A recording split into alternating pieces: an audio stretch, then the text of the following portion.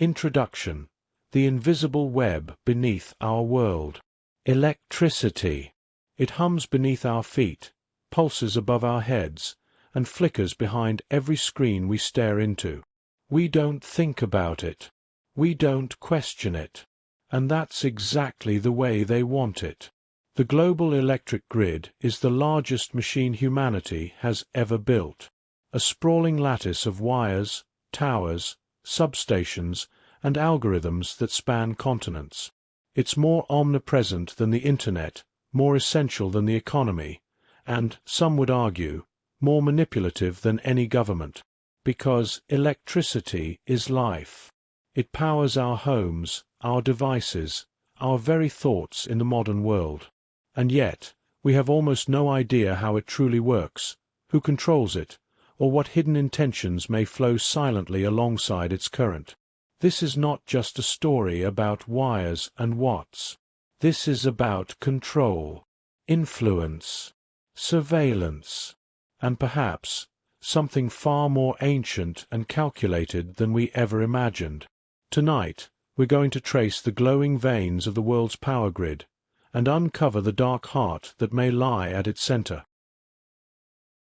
Chapter 1: The Grid That Never Sleeps.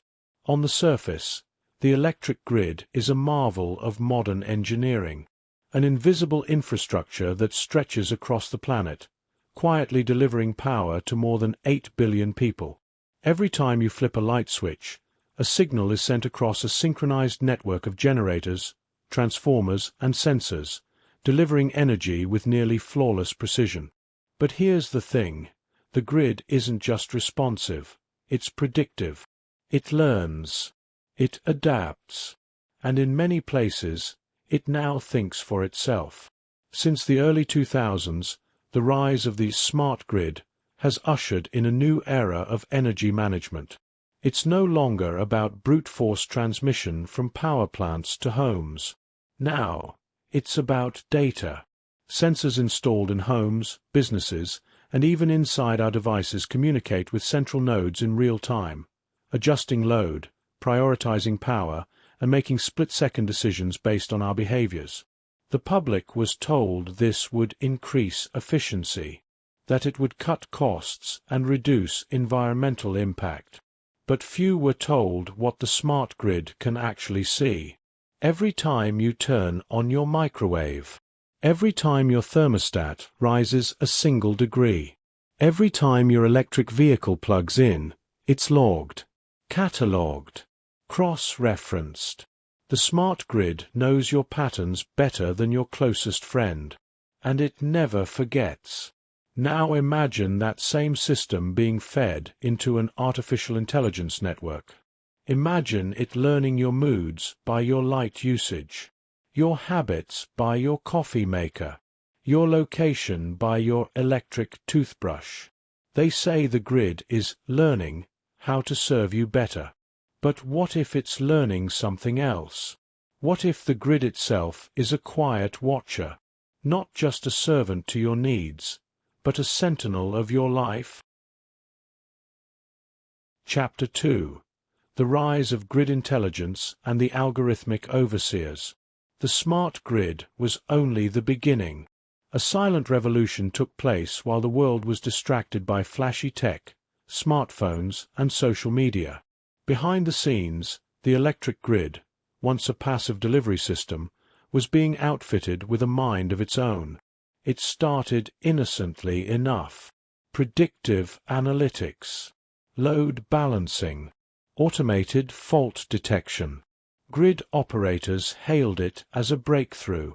AI would make everything faster, more reliable, and cheaper. But something else happened. The algorithms grew smarter. They started anticipating not just surges in power demand, but human behavior itself. Power flow was no longer just about infrastructure. It became about psychology. One example emerged in Tokyo.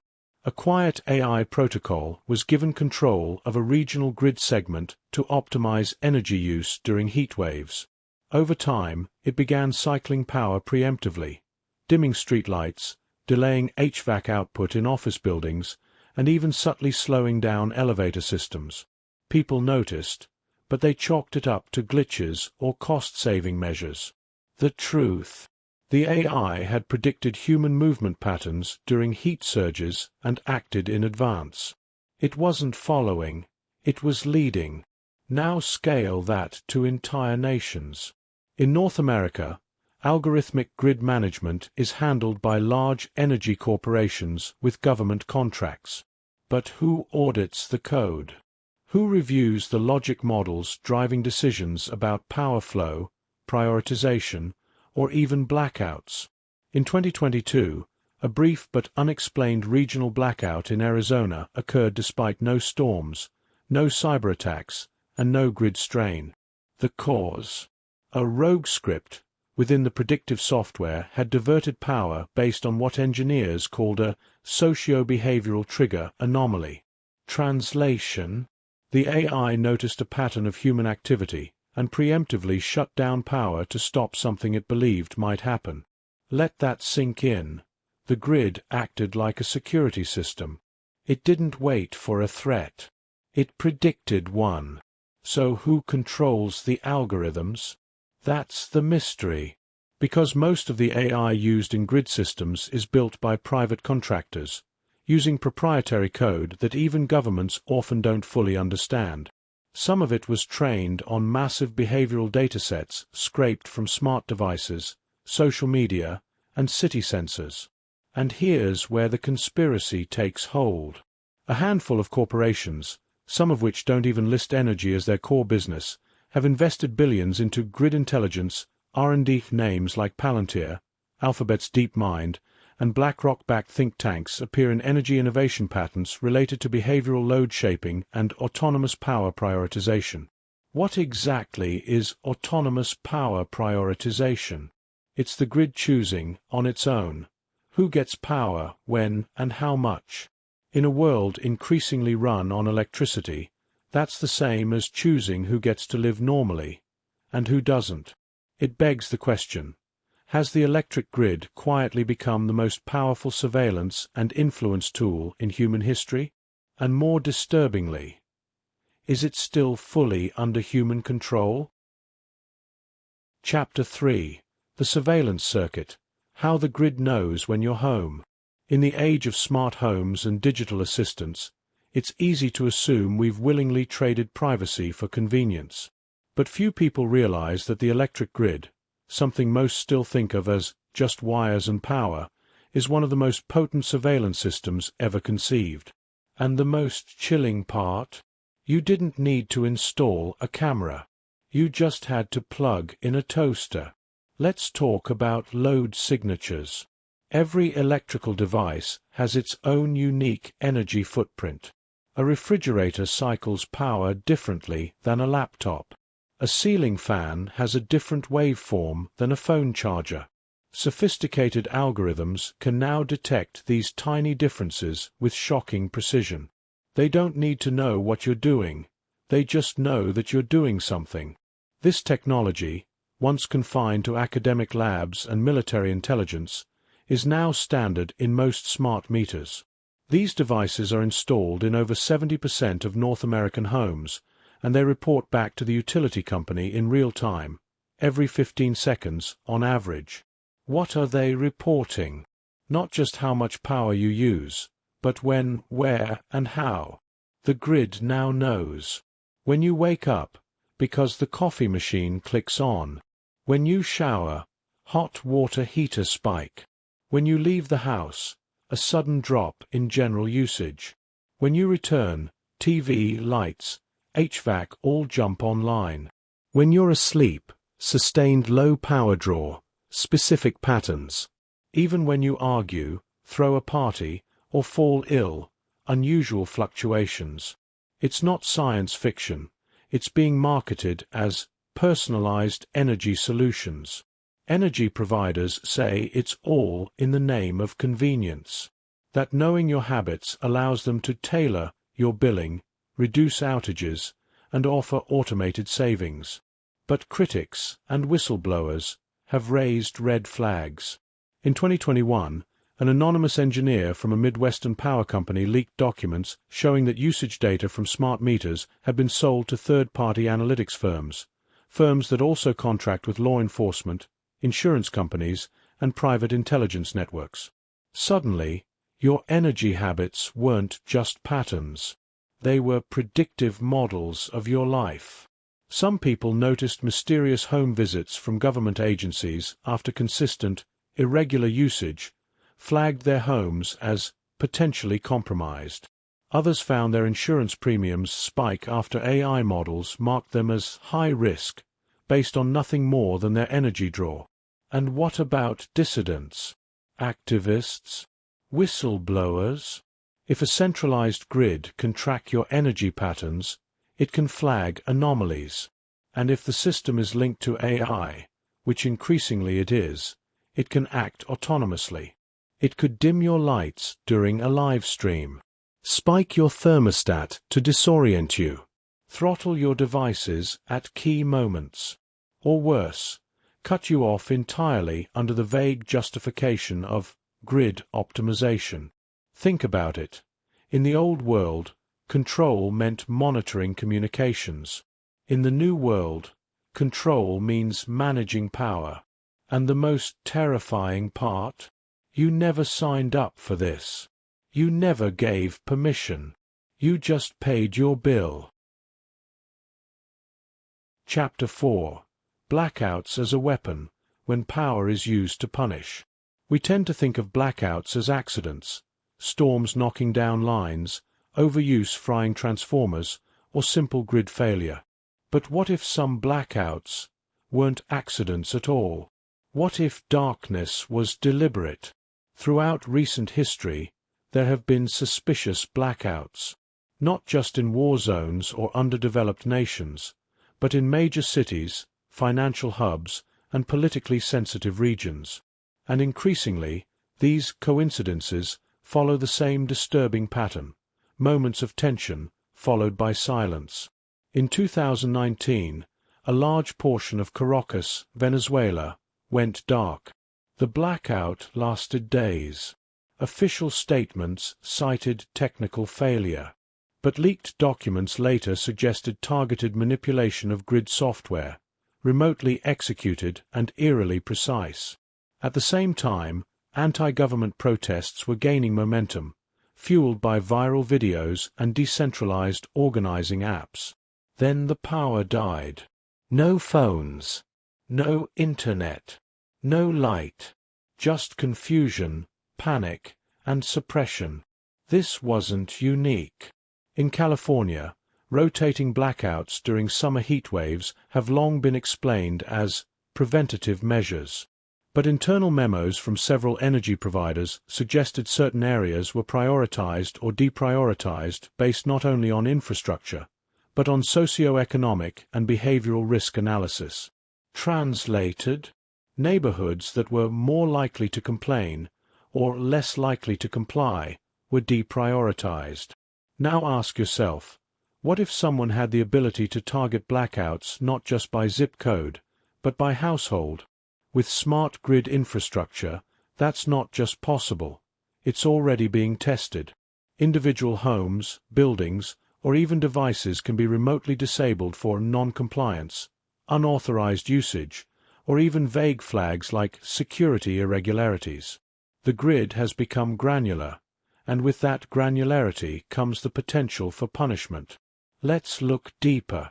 Imagine a scenario where a group of individuals is organizing a digital protest or whistleblowing event. Emails are exchanged. Videos are uploaded. Momentum builds. Then, suddenly, the lead organizer's power is cut. Their devices shut down. Their backups fail. The temperature in their home rises. They're isolated and disoriented. The narrative is broken. The movement stalls. Who do they call? What do they report? It's just a blackout, they're told. Happens all the time. But what if it wasn't? This concept is known in intelligence circles as energetic suppression, the strategic denial of electricity to disrupt communication, coordination, or psychological stability. And it's not just theoretical. Declassified military documents dating back to the Cold War discuss the weaponization of power infrastructure. In the modern age, where everything runs on electricity, the tactic has become exponentially more effective. Now overlay this with AI. An algorithm trained to detect dissent, based on behavior, keyword usage, or even heat signatures, can now autonomously authorize localized disruption. It doesn't need orders. It just needs a trigger. So ask yourself, what happens when your protest, your research, your identity becomes a trigger? And if power can be taken away at will, what does that make your freedom? Chapter 5. Gridlock, the coming dependence on a fully electric life. Imagine a future where everything you own, everything you do, and everything you are depends on the electric grid. That future is no longer hypothetical. From electric vehicles and induction stoves to biometric ID scanners and smart locks, we are rapidly electrifying every corner of modern life. And while the shift is marketed as progress, eco-conscious, efficient, forward-thinking, it carries a hidden risk few are willing to confront. Total dependence. In a world without alternatives, the electric grid becomes your lifeline. Your car won't start without a charge. Your groceries spoil without refrigeration. Your door won't open without power. You don't just lose comfort, you lose autonomy. This isn't an accident. It's design. Governments and corporations have aligned behind electrification as a cornerstone of future policy. Gas bans, fuel phase-outs, mandatory EV adoption. The reasons given are always the same: climate targets, safety, modernization. But in doing so, we are weaving ourselves deeper into the grid's web, one node at a time. Consider this: every time you update your home, you plug further into a system you don't own. Solar panels, tied to grid credits. EVs, synced with charging networks that can be throttled or deactivated remotely. Smart appliances, linked to cloud platforms. And behind each of these is not just a data connection, but a power tether. Take the case of remote vehicle disabling. Many new electric vehicles come with the ability to be shut off remotely, originally intended for theft prevention or missed payments. But this capability can be used for far more. In 2024, a group of environmental activists in Germany claimed their vehicles had been temporarily disabled following their attendance at a controversial protest. No charges were laid. No laws were broken. But they couldn't leave the parking lot. It gets darker. In a test pilot conducted quietly in 2023 in South Korea, an entire smart neighborhood was enrolled in a grid compliance program where excess power usage beyond recommended times triggered escalating restrictions. Lights dimmed. Appliances lagged. Internet slowed. And eventually, homes were throttled down to emergency levels, until behavior aligned with policy. Most residents didn't even know it was happening. They assumed it was a brownout. What's being created isn't just infrastructure. It's an electric prison without walls. We're entering a phase where energy access may become contingent not on payment or usage, but on behavior, beliefs, and compliance. Imagine a world where a social credit score, linked to your energy usage, dictates your privileges, where dissent drains your battery, where your digital voice dims your lights. The blueprint is already in motion. And once we cross the threshold, once homes, transit, food, communication, and even health monitoring are all bound to the grid, the notion of freedom becomes a flickering illusion. Because in the future, you won't need bars on your windows to be trapped. All it takes is a flip of the switch. Chapter 6. Energy elites, the quiet power behind the power. Follow the wires long enough, and you'll find they don't just end at power stations or substations. They end in boardrooms, shadowy foundations, private think tanks, and unnamed floors in buildings where the lights never go out. Because while electricity powers the world, it is control of electricity that empowers the few. Meet the energy elites, not the engineers or linemen who keep the lights on, but the architects of the system itself. Names that rarely appear on the evening news, yet pull the strings of global energy like a master puppeteer. These are the investors, policy shapers, and transnational figures who operate at the nexus of data, infrastructure, and influence. Start with the facts. Over 70% of the world's electrical grid is now either privately owned or operated through public-private partnerships. That means much of the infrastructure we consider public good is managed by corporations whose primary loyalty is to shareholders, not citizens. But the real power isn't in owning the wires. It's in owning the algorithms. Companies like BlackRock, Palantir, Siemens, and even Alphabet's DeepMind are heavily invested in the digital layer of the electric grid, AI platforms that monitor, manage, and increasingly decide how power is distributed. These companies don't just analyze usage, they shape it. Consider demand forecasting tools sold to governments. On the surface, they predict energy usage to help optimize flow. But underneath, they also model human compliance, measuring how willing people are to reduce consumption under pressure. These insights are priceless, not just to energy companies, but to behavioral economists, insurers, and political strategists. It gets stranger.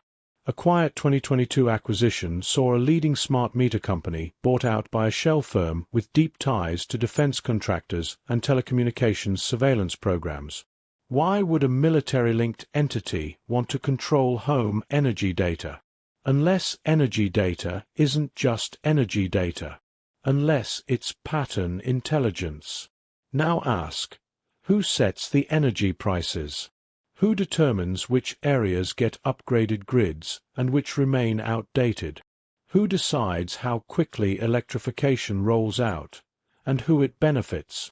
These decisions don't happen in public hearings. They happen at private energy summits, closed-door advisory councils, and worldwide climate policy groups where billionaires, unelected officials, and corporate advisors shape the future. In 2024, a leaked memo from a global energy conference revealed that certain pilot zones were being tested for energy-based behavioral nudging. Subtle manipulation of energy access and pricing designed to steer public opinion, consumer habits, even political sentiment. It wasn't a theory. It was a strategy. And here's the final twist. Most of these elites never touch the switch. They don't need to. The systems are self-enforcing. The AI makes the call. The policies follow the algorithm. And the people comply. It's a new class of empire, one built not on land or law, but on electric dominion. Because when you control the grid, you control the system. And when you control the system, you don't need to rule. You simply let the current flow. Chapter 7. The Grid That Listens. Electricity, Sound, and Behavioral Engineering. We often think of the electric grid as something silent, a neutral conveyor of power. But in the age of digital integration, the line between electricity and information has all but vanished. And in that fusion, something remarkable and unsettling has emerged. The grid is listening. It began with smart assistants, microphones built into thermostats, cameras in doorbells, voice-activated lighting systems, all connected to the cloud, all marketed as convenience.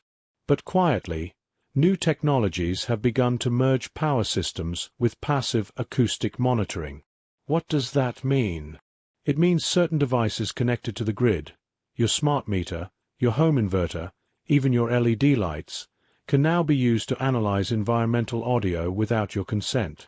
Not to record, not to eavesdrop, but to detect. Some of this is already public.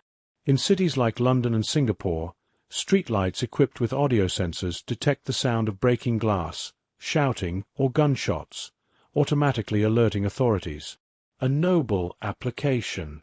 But what happens when these same systems are deployed in homes, offices, even vehicles?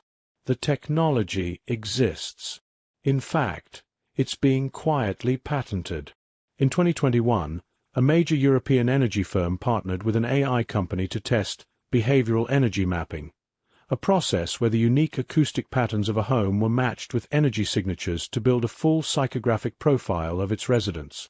It didn't just track when someone used power, it suggested why. And more disturbing, how they felt when they did. That's not electricity. That's surveillance psychology. Electricity isn't just traveling one way anymore. It's a feedback loop, a medium through which the grid doesn't just power your environment. It reacts to it. Consider this. If a device can detect stress in your voice, then AI can decide to lower your lights or raise the temperature, nudging your mood. That's the friendly version. Now flip it. What if, instead, it flags you? What if, during a private conversation about political views, your vocal tone, word choices, and pacing match a threat profile? And what if that profile is fed into a regional energy AI that lowers your access score? Suddenly, your charger slows. Your building goes dimmer. Your refrigerator cuts out at night. Not enough to panic you, just enough to shift you. This is called behavioral engineering, the art of modifying human behavior through environmental cues. Originally used in marketing, now quietly embedded in the energy systems that power your life. We used to fear cameras in every room. But what if they're no longer needed? What if the very current that lights your home is listening? Chapter 8. Power Credits and the Rise of the Energy Social Score. Imagine waking up one day to find your power usage capped, not because you didn't pay your bill, but because of how you behaved. No late payments. No technical faults. Just a score. It sounds dystopian, but the pieces are already in place. In China, the social credit system is no longer a concept. It's operational. A composite score built from purchases, online behavior, and even social associations. A low score can mean travel restrictions, job denials, and public shame. Now imagine that same idea, but tied to your energy consumption. This is the emerging frontier of the energy social score. At first glance, it appears innocuous. Energy providers are rolling out power rewards programs that offer credits for off-peak usage or discounts for installing smart thermostats. Harmless, right? Even helpful. But hidden within these programs is the infrastructure for personalized energy governance. Some test markets now employ tiered usage privileges, where power access is influenced not just by demand, but by behavioral alignment. Consider these already in use criteria. Did you exceed your recommended energy budget this month?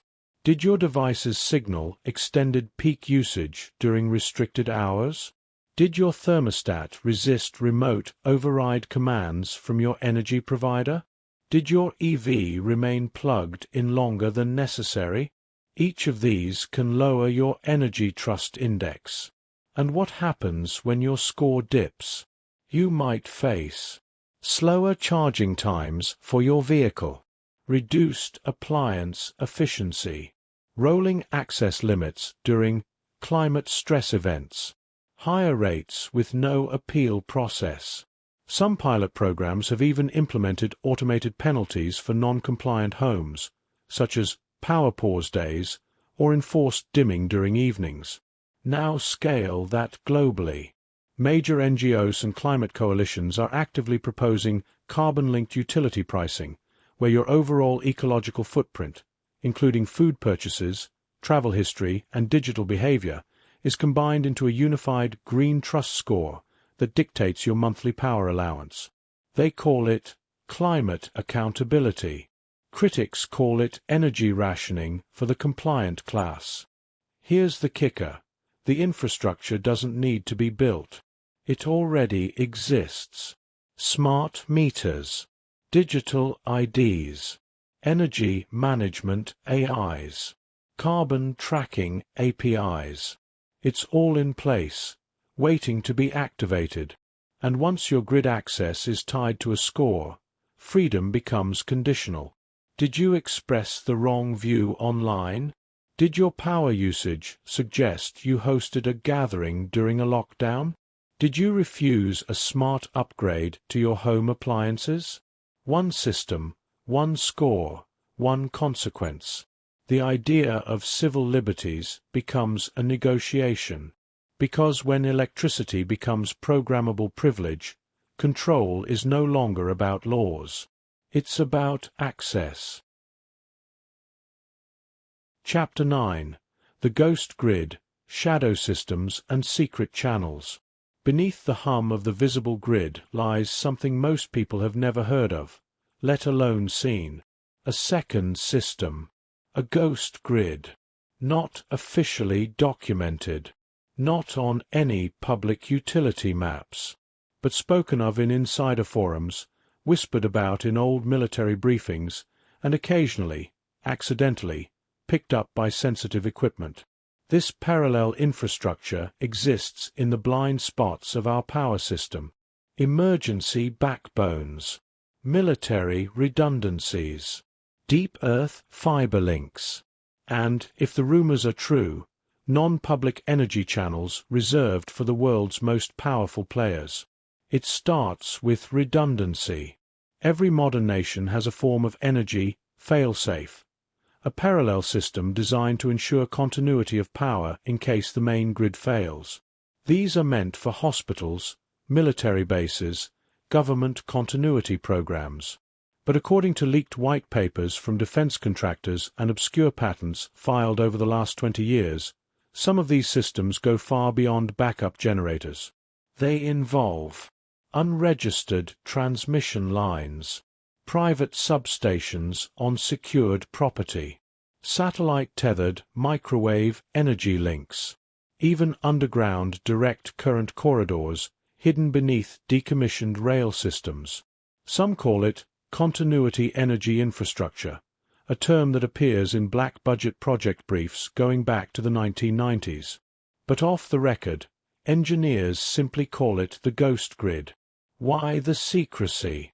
Because access to this system is not democratic.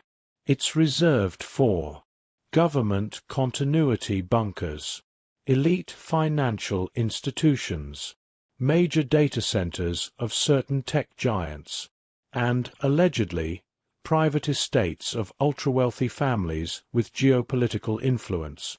During major blackouts, California 2020, Texas 2021, certain buildings remained lit.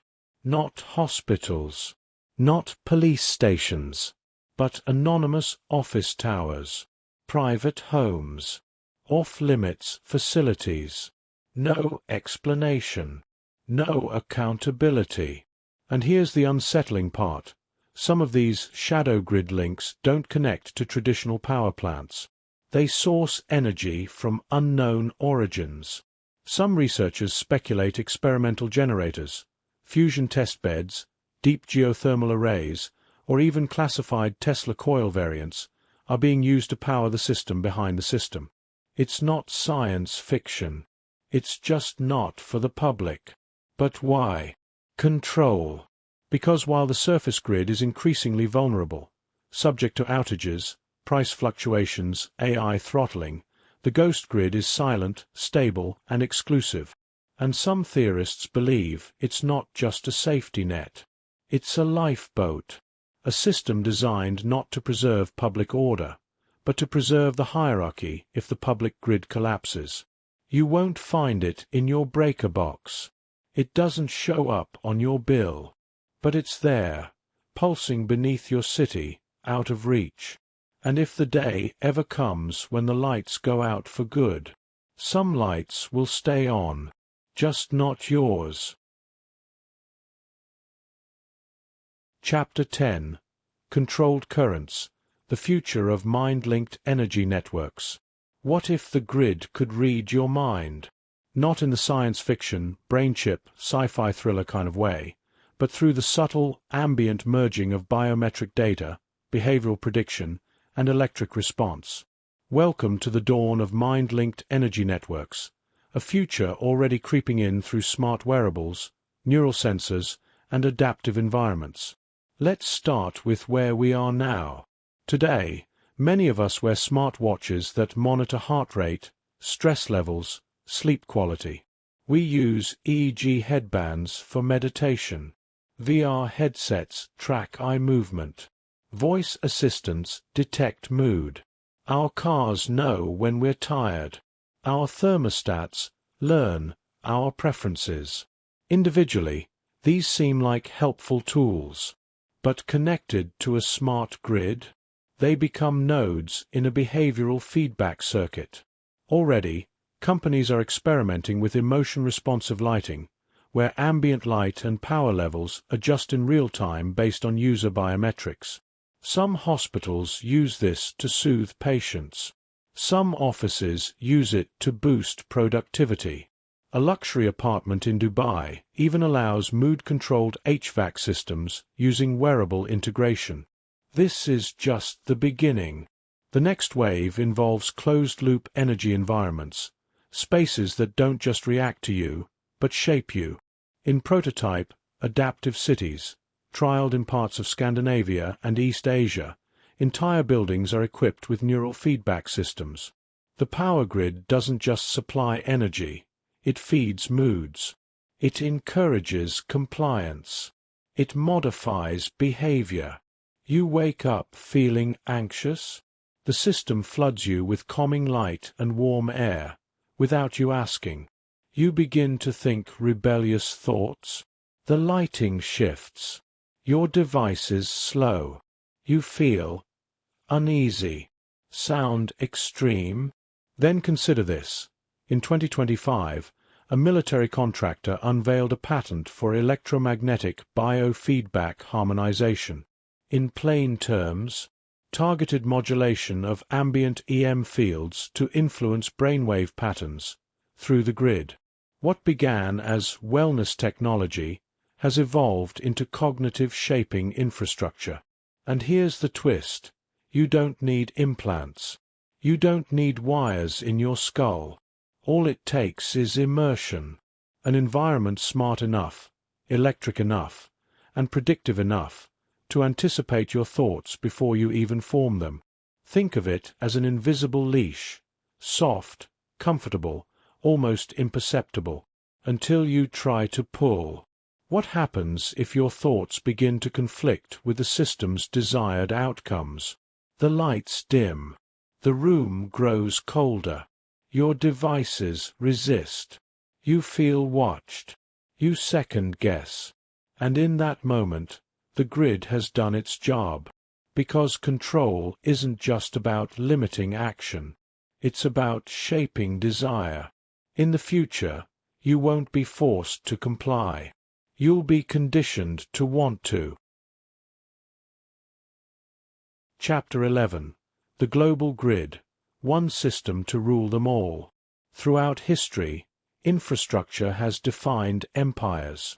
Roads, railways, telecommunications. But none have the reach or the potential of the electric grid. And now, in boardrooms and summits you'll never attend, a new agenda is quietly advancing. Unification. The goal.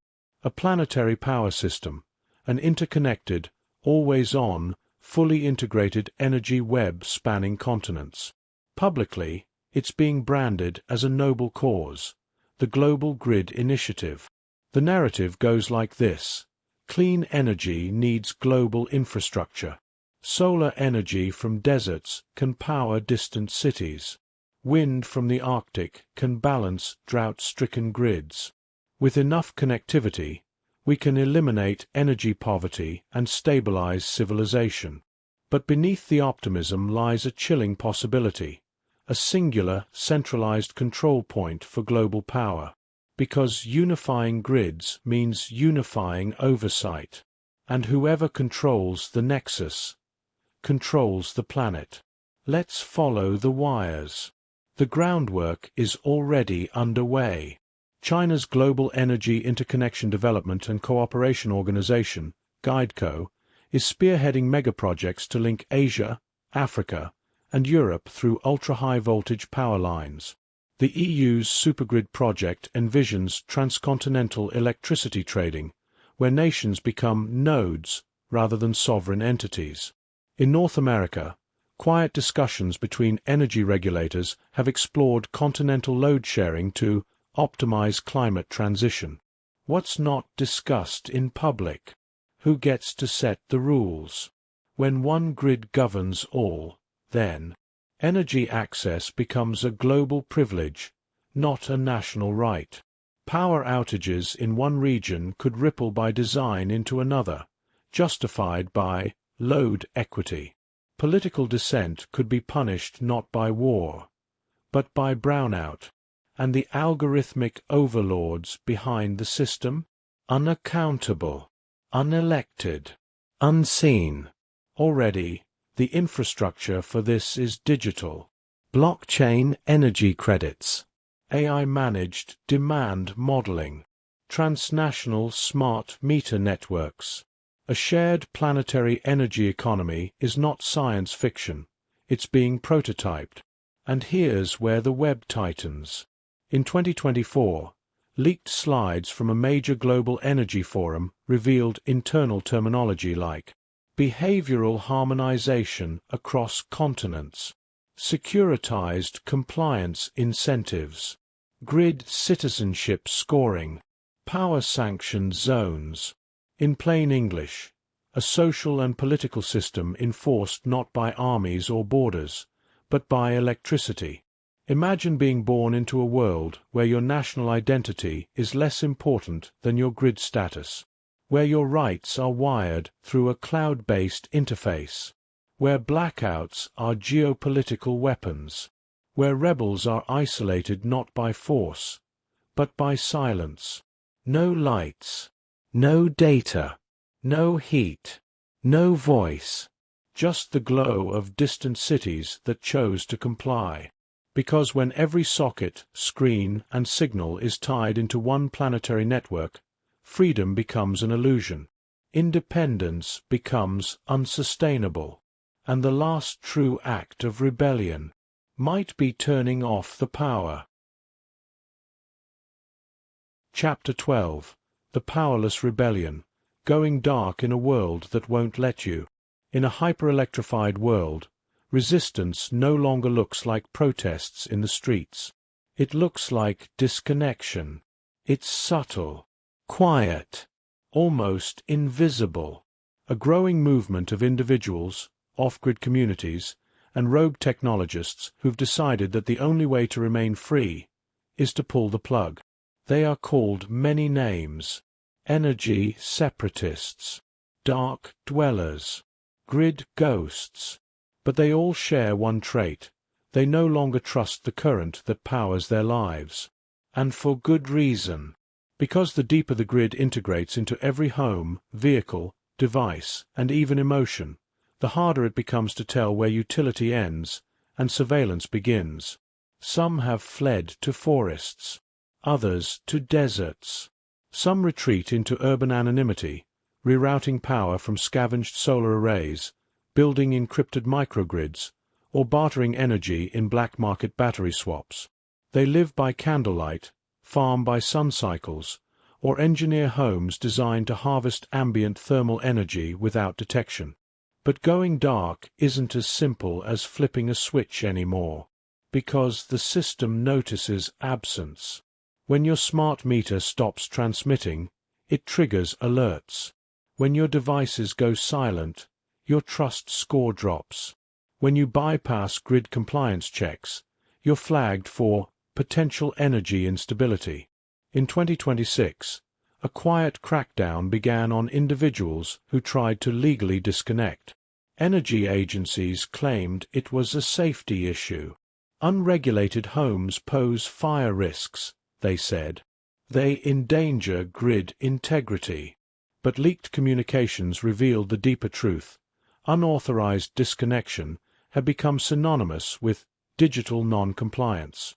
One leaked directive from a North American energy consortium read, "Target low-data energy zones for behavioral reintegration through outreach and incentive programs. Persistent non-engagement may require escalation." Translation: bribe the holdouts with smart upgrades. Shame them with media. Fine them for inefficiency. And if all else fails, cut off what little they have left. The grid won't just let you walk away. Because your absence is a threat. It breaks the model. It corrupts the prediction. It seeds the idea that you don't have to play the game. But there's a reason why so many still try. Because for all the darkness, there's something electric in the silence. A purity in knowing your refrigerator isn't reporting your snack habits. A freedom in knowing your ceiling fan isn't modulating your thoughts. A rebellious joy in lighting a fire instead of logging in. These modern rebels are not Luddites. Many are engineers, coders, scientists. They know what the grid has become.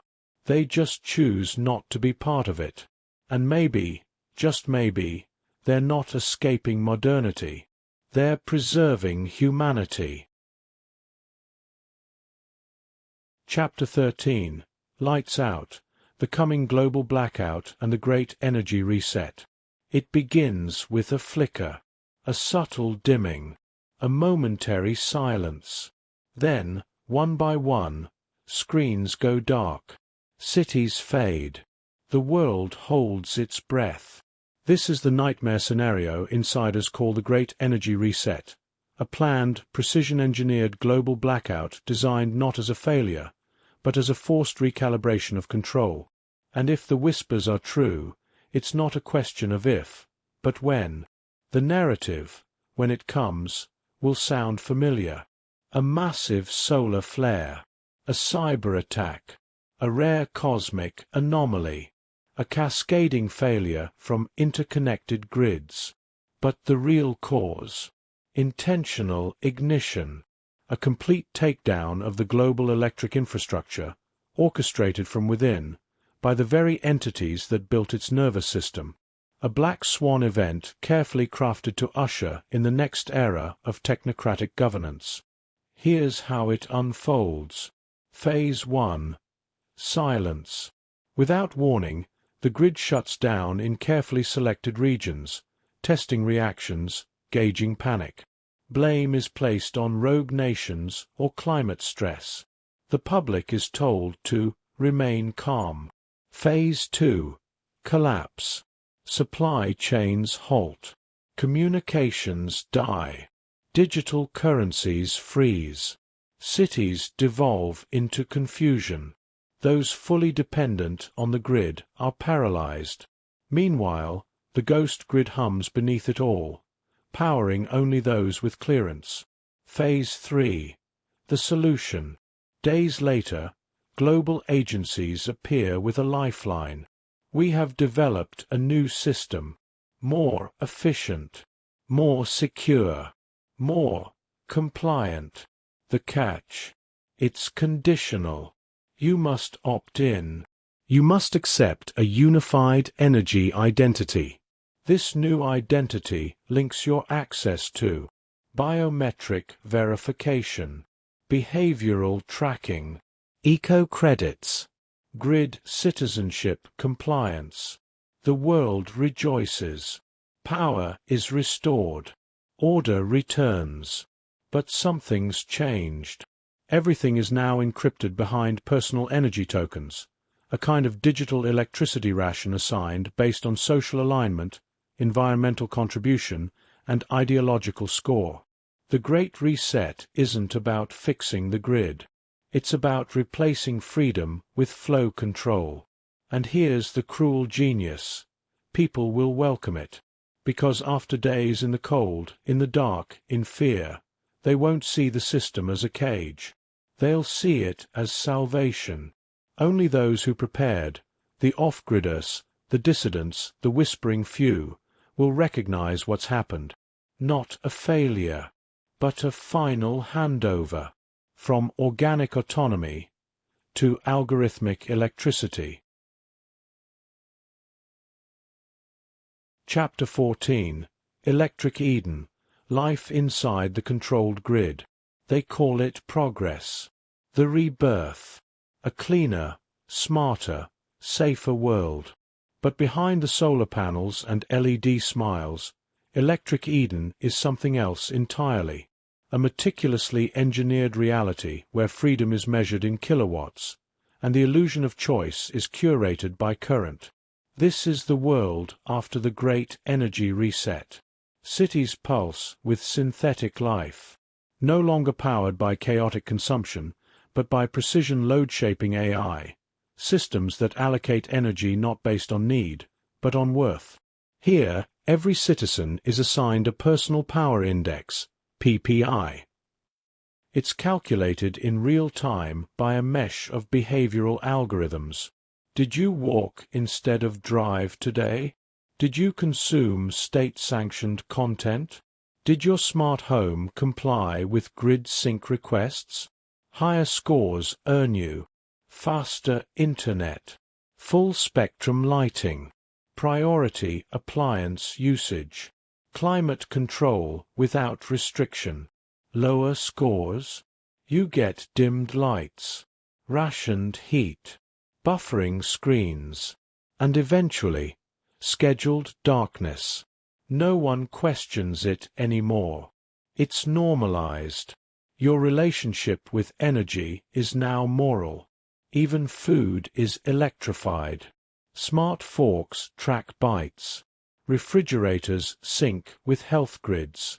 Cooking appliances only work during approved nutritional cycles. Work is remote, monitored, and ranked. Entertainment is throttled by mental fatigue scores. Your home knows when you're tired, agitated, or subversive, and it adjusts your energy accordingly. Some call it peace. Others call it quiet tyranny. Everything is seamless and silent. No protests. No revolutions. Just soft compliance, rewarded by warm rooms and streaming privileges. But there's something else.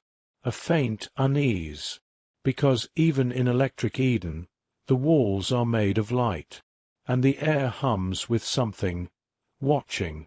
You feel it in the flicker of your bathroom light when you ask the wrong question, in the delay of your oven when you cook without scanning the barcode, in the cold snap of your bedroom when your dreams begin to misalign. You try not to think about it, because thinking too long, too hard, too deeply, might reduce your charge. And that's the true genius of Electric Eden. You're not forced to comply. You're wired to desire it. Chapter 15. The Last Flicker. Reclaiming the Fire. In the beginning, it was a gift. A spark drawn from the sky, tamed by human hands. Prometheus gave us fire. We used it to build, to warm, to light the path forward. But somewhere along the way, the fire was no longer ours. We handed it over, first to wires, then to codes, and finally to minds not our own. And now, in this so-called age of light, the fire has become a leash. But not everywhere, because scattered across the grid-shaped world, in the forgotten forests, the mist-wrapped hills, in broken towns stitched together with stolen power lines and whispered plans. The last flickers remain. They're the ones who remember, not just how to live without the grid, but how to feel without permission. They build homes warmed by wood and clay, grow food by seasons, not carbon quotas. They speak in hushed tones around campfires, not into sanctioned devices. They dream without surveillance. And their greatest weapon isn't violence or sabotage. It's memory. Memory of a world before energy became currency, before access replaced autonomy, before the lights were too bright to see the truth. They gather old books, teach their children how to wire a circuit without logging into a network. They share techniques for capturing lightning in jars, for heating stones in ovens long since outlawed. They trade in warmth, not data. They are called radicals, outlaws, energy defectors. But they call themselves something else, keepers of the flame. And in their quiet places, a new idea is forming, not to destroy the grid, but to rewrite its purpose, to make fire human again, to imagine a world where electricity serves, not shapes, where the current doesn't guide thought, but powers it freely. It won't be easy. The grid is vast. It's hungry. It's watching. But somewhere, in a cabin above a frozen lake, a child is lighting a candle with a flint they struck themselves. And in that moment, however small, the spell is broken, because fire still lives, and as long as it does, there is hope.